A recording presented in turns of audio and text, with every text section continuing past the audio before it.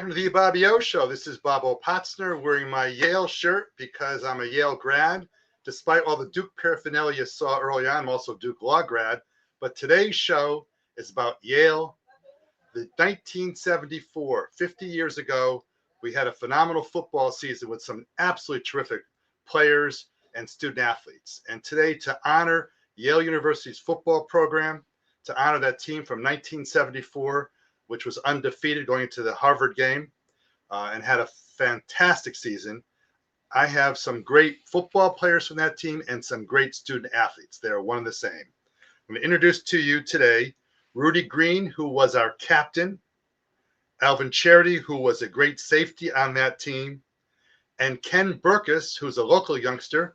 Well, he's not a youngster anymore, but he was a local youngster from Amity High School in Woodbridge, Connecticut, who was a starter on the offensive line and was an integral part of that team. Gentlemen, welcome to the show. Yeah, thanks for having us. Thank you, Bob. You know, it's amazing to me that that was 50 years ago. And I'm only 28 years old, so I'm not sure how the math quite plays out. But ironically, you great guys were not only good football players, but Elvin and Ken were in classes that I had together at Yale. And you've done phenomenal activities in the outside world. I want to talk about the football team that year. I want to talk about your outside activities since then and talk about the role of a student athlete at Yale University. So let me start by I'll start with the captain, Rudy Green. Just briefly tell us a little bit about yourself and what you're doing now. We'll go to Elvin next and then Kenny. And then we'll talk a little bit about some Yale football and some Yale activities and other activities. Okay. I am a retired attorney is what I basically say, even though my career has bridged business and law and organizational structure and law.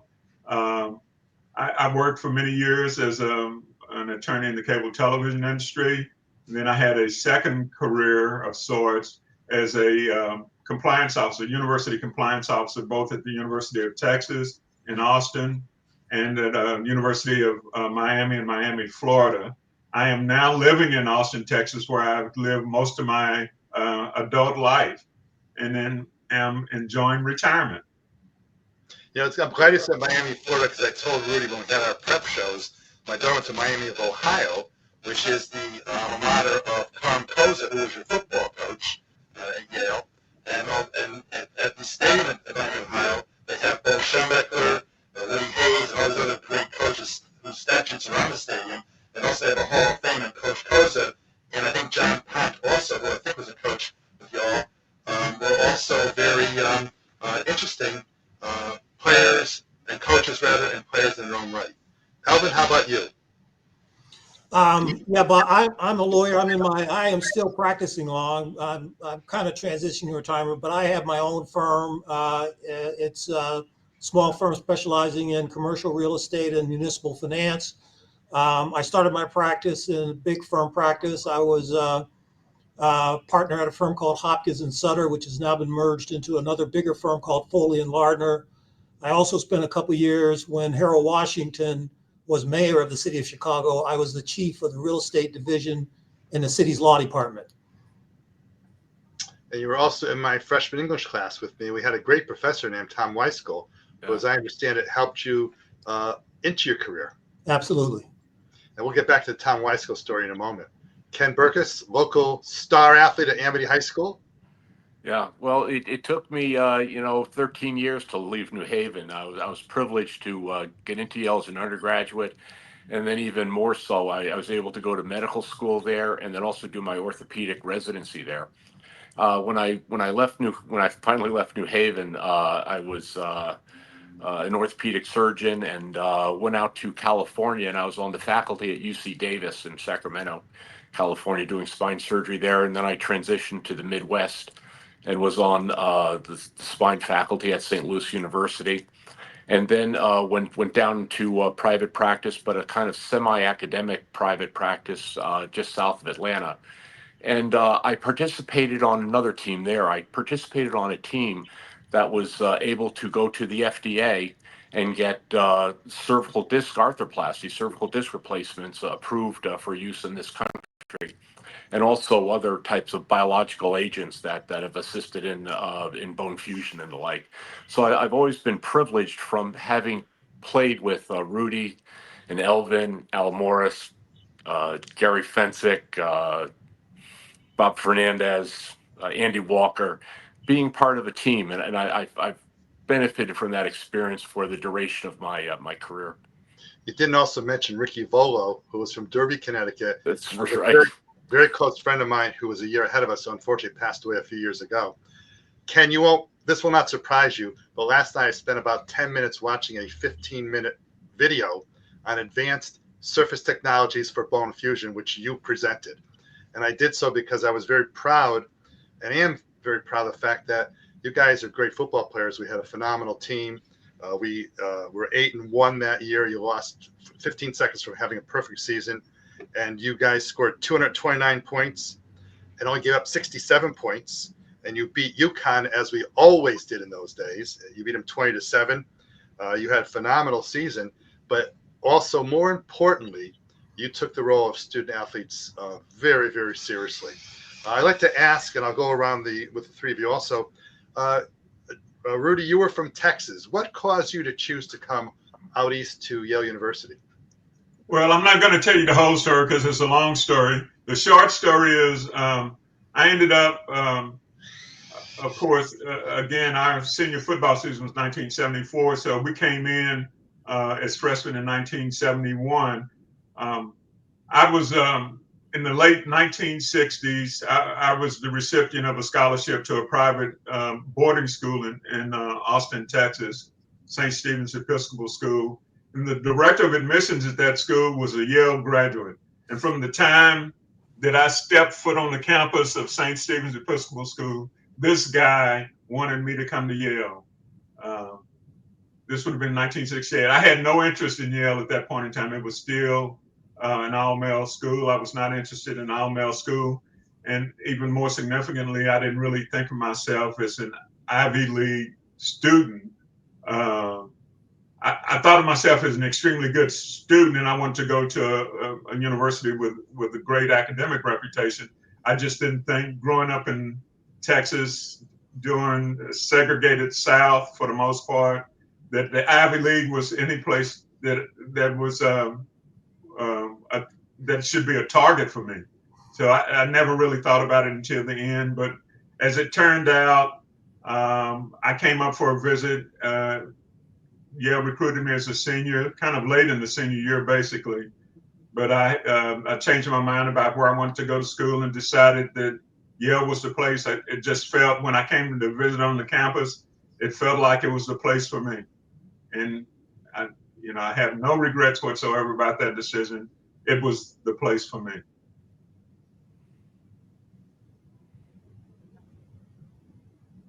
Good. And when we were seniors, it cost a whopping $6,000 a year, and I couldn't have gone to Yale if I didn't get a half scholarship. I'm from a middle-class family in Shelton, Connecticut. Elvin, how about yourself? What caused you to choose to come to Yale University from Youngstown, Ohio?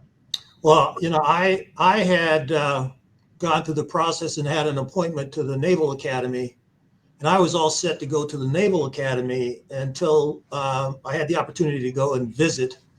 And I saw all of the regiments. I'm an 18-year-old kid from Youngstown, Ohio, and never really left Youngstown.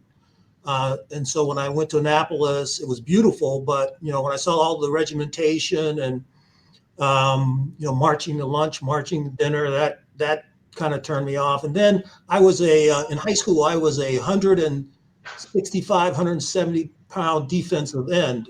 And I wanted to play football in college, but I knew I'd have to switch to a defensive back in order to play. I was just too small to play defensive end. But when I met with the coaches at the Naval Academy, they tried to convince me that I fit into their scheme playing defensive end.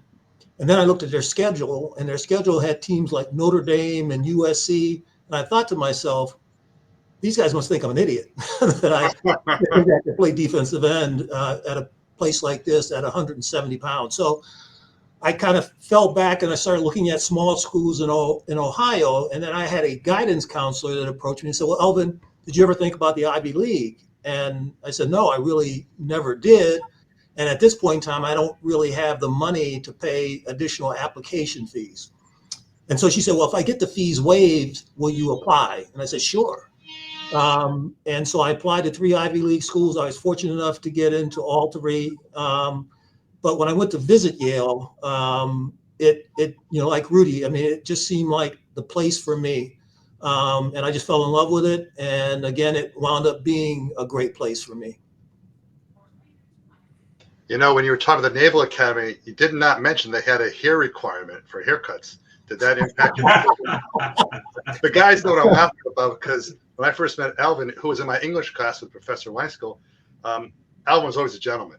And he always had his Youngstown shirt, sweater, jacket on, but he had a little bit of hair. So I don't think they would allow that at the Naval Academy. And, you know, it's funny, you guys talk about your story. I'm going to ask Kenny in a second, but I only applied to Yale for one reason. My father told me to.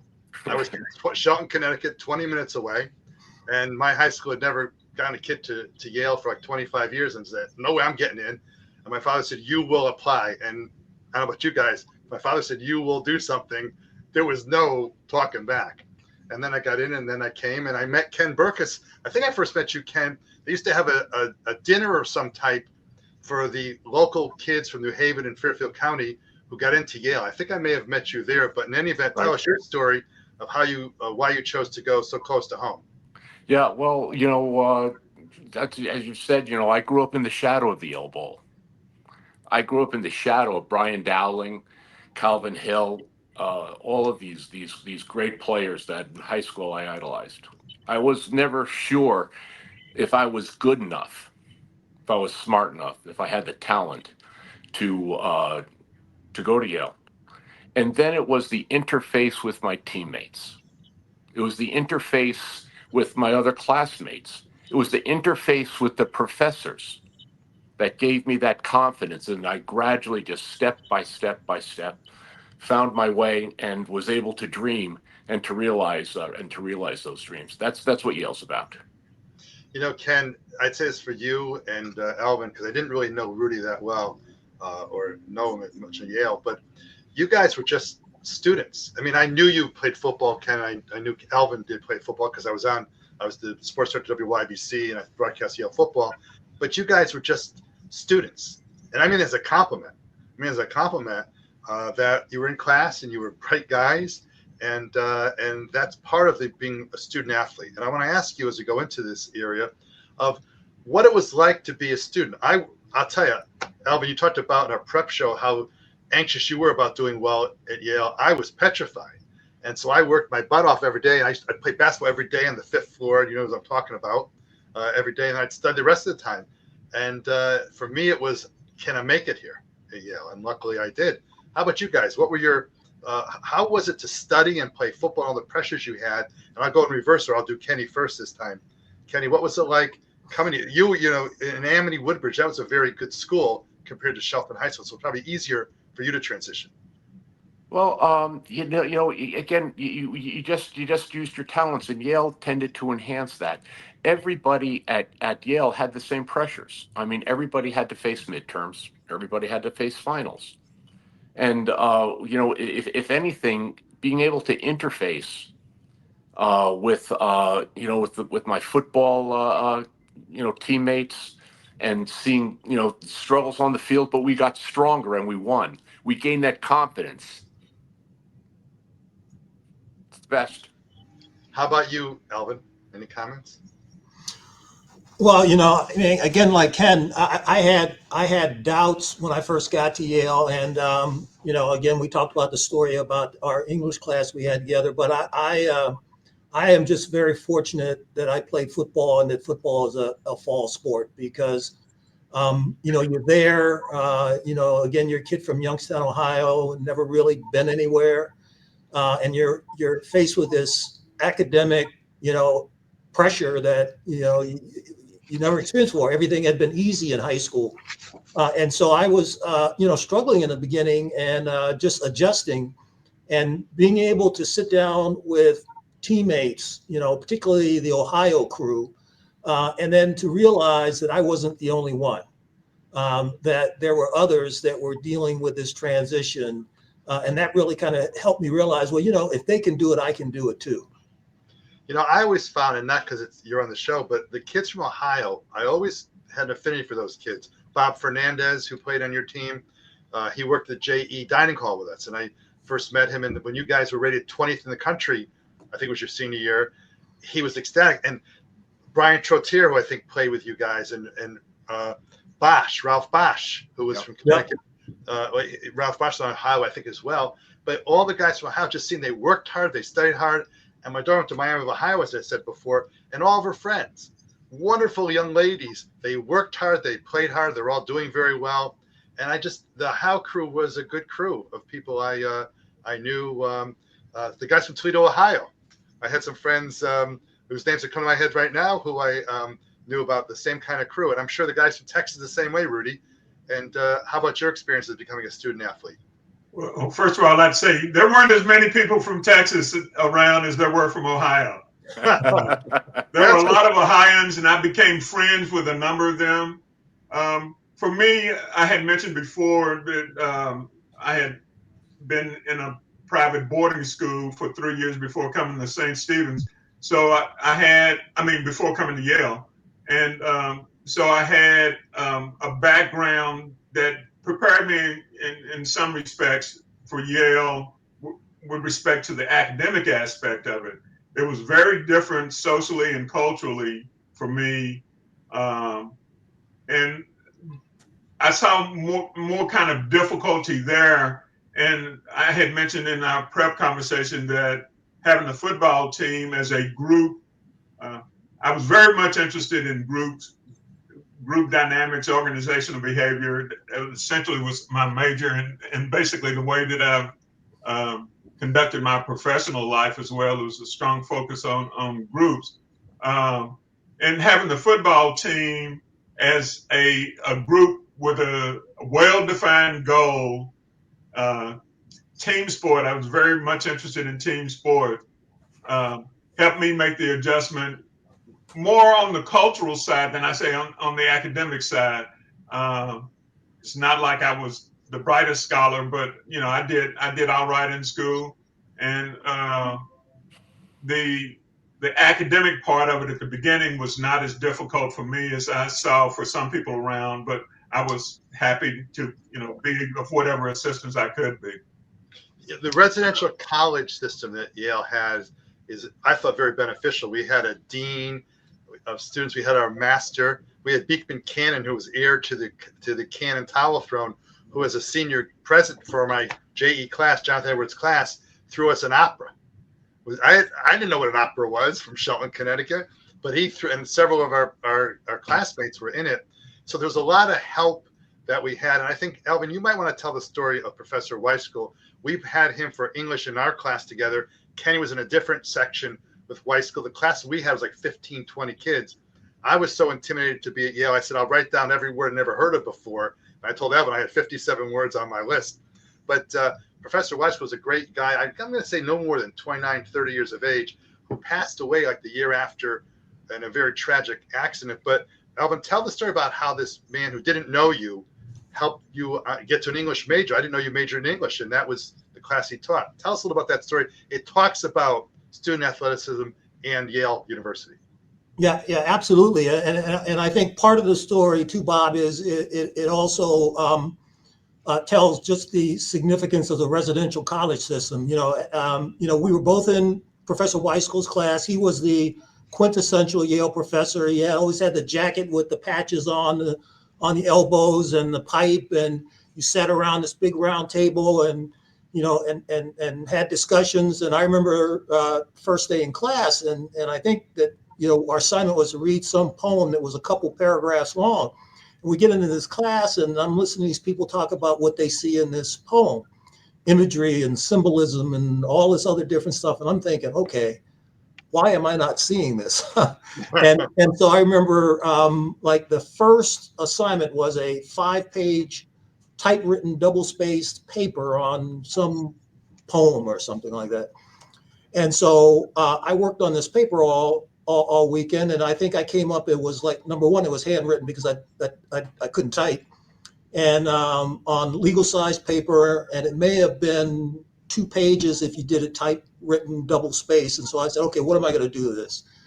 So the first thing I did was I said, well, I need to go see my residential college dean, who's like, responsible for the residential college students and their academic performance. So it happened to be a guy named Bob Chambers, Robert Chambers, who was also an English professor. So I went, with my little paper and sat down with Bob Chambers.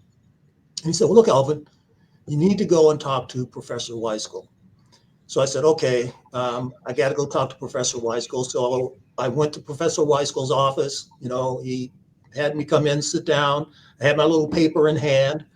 And he looked at it and he looked at me and he said, okay, Elvin, I'm going to take this time, but I expect more from you next time. And a couple of days later, I got the paper back and it was full of red ink, and I looked at that red ink and on my little paper and I said, well, maybe I don't belong here.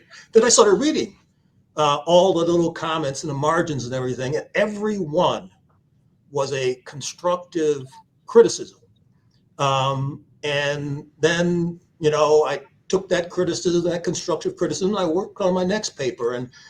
And every paper after that, it came back with less red ink. And then I remember the other thing about Professor Weiskell, and I remember sitting in this class around this round table and listening to people in the beginning talk about imagery and symbolism, what they saw. Well, eventually, and I didn't participate because I wasn't sure of myself. But eventually, as you start to get it, your body language changes. And Tom Weiskell could sense that. And when he saw my body language begin to change, like maybe I sat up a little bit more erect or whatever. And then all of a sudden he would call on me and he said, well, Mr. Charity, what do you think? But the significance of that is that he waited till I was ready, till he sensed, he had that ability to sense that I was ready.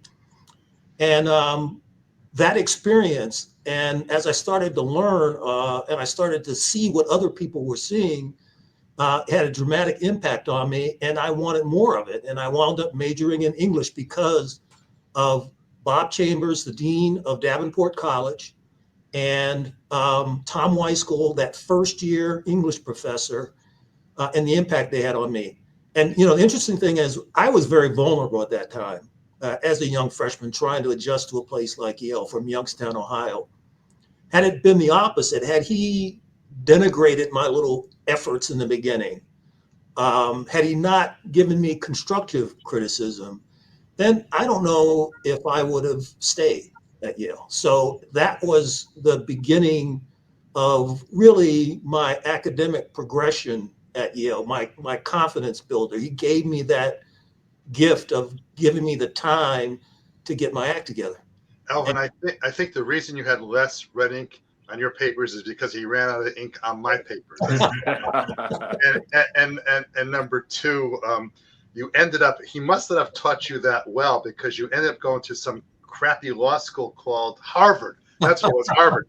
No, you went to a great law school. It's a great story. And if we get time, you'll tell us the story about you're taking your draft, NFL draft money to use to pay for Harvard. But I want to go to Rudy for a second. Rudy, you have been heavily involved in arts. And I'd like you to talk a little bit about, we have like 4 or 5 minutes left. I want to leave time for Ken as well. Tell me a little bit about your role in the arts world and the building named after you or your wife at the University of Texas, Austin. What I'll say briefly is I've been involved with the arts community for a number of years, beginning back in the 1980s. I started involving myself directly as a member of support, arts organizations, museums, artist representative organizations, and I started collecting art. A lot of my interest was triggered by a history of art course that I took as a freshman at Yale, and it inspired me in many ways, and is largely responsible for my lifelong pursuit of education and expressions relating to art by people of African descent. And our involvement here in Austin has been recognized by our contributions we made to the University of Texas at Austin. And they have named a gallery after us. And so we try to pursue our dreams through that gallery. You know, the professor you're talking about might have been Scully, who had that famous introductory art class, class. And I went there the first 2 days, I think my sophomore year, and I didn't have the guts to stick it through because everyone else that knew about everybody who was an artist, and I didn't know anything. But I give you credit for what you have done in the art world. Ken, I want to take you in a different direction because, and I'm not trying to be political, but I went through part of your seminar you gave, and obviously there's a lot of medical research that went into what you're working on.